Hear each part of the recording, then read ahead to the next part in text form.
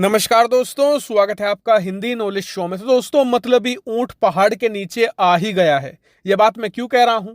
दरअसल आपको याद होगा कि परसों शाम मैंने आपको वीडियो बनाकर बताया था कि पाकिस्तान के अंदर जबरदस्त बाढ़ आई है, जिसमें 1000 से ज्यादा लोग मारे जा चुके हैं, हजारों लोग लापता हो चुके हैं और लाखों घर तबाह हो चुके हैं। साथ ही कई लाखों लोगों को अपने घर बार छोड़कर दूसरी जगह भागना पड़ा है और बहुत ही ज्यादा बुरी तबाही मची है। लेकिन आप जानकर हैरान होंगे कि पाकिस्तान की सरकार और वहां की सेना कुछ भी नहीं कर रही है, हाथ पर हाथ धरे बैठी है।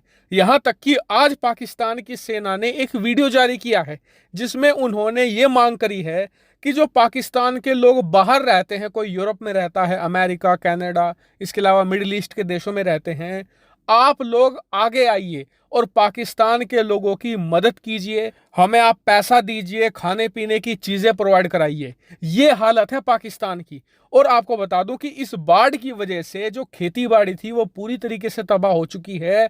खाने पीने की चीजों के दाम पिछले 48 घंटों में 2 गुना से लेकर 4 गुना तक बढ़ गए हैं। यानी कि बाढ़ भले ही बलूचिस्तान के एरिया में ज्यादा आई हो, लेकिन पूरा पाकिस्तान सफर कर रहा है। और इसीलिए पाकिस्तान की सरकार ने आखिरकार भारत के सामने घुटने टेक ही दिए हैं, अपनी हार मान ली है।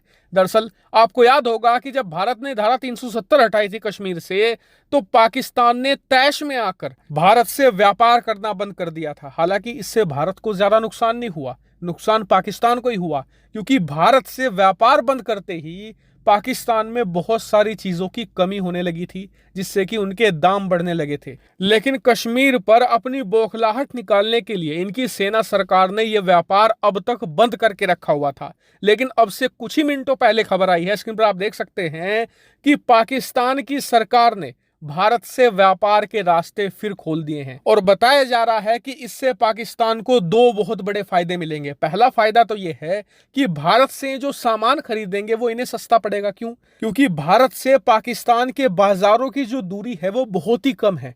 ट्रकों से सामान लाने ले जाने का यानी ट्रांसपोर्टेशन का खर्चा बहुत ही कम आता है, इसीलिए सामान सस्ता पड़ता है। दूसरा बड़ा कारण यह है कि इस समय पाकिस्तान में खाने पीने की बहुत ज्यादा कमी है। इन्हें तुरंत बहुत सारे खाने पीने की चीजों की जरूरत पड़ेगी, रोजमर्रा के सामान की जरूरत पड़ेगी।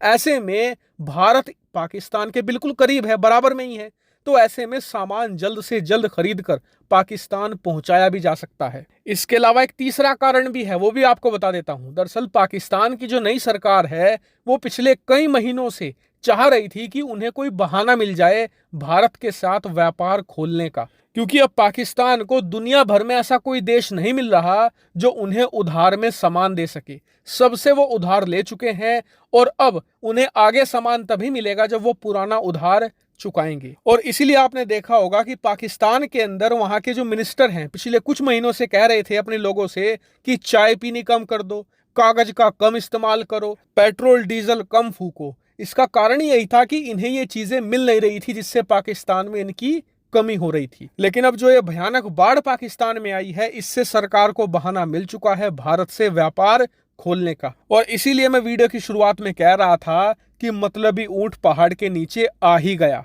ये सिर्फ अपने मतलब के लिए, अपनी अर्थव्यवस्था को सुधारने के लिए भारत से व्यापार खोल रहे हैं। इसीलिए आप लोग ये मत सोच लेना कि पाकिस्तान की नई सरकार अब भारत के साथ शांति चाहती है, ये कश्मीर के मुद्दे का अंत करना चाहते हैं, समझौता करना चाहते हैं। ऐसी पाकिस्तान की कोई मंशा नहीं है। यह फिलहाल अपनी हालत दुरुस्त करना चाहते हैं भारत का इस्तेमाल करके। हालांकि आप लोग मुझे कमेंट करके बताइएगा कि क्या भारत को पाकिस्तान के साथ व्यापार शुरू करना चाहिए या फिर नहीं। कमेंट करके जरूर बताएगा। फिलहाल इस वीडियो में इतना ही। Thank you very much for watching video.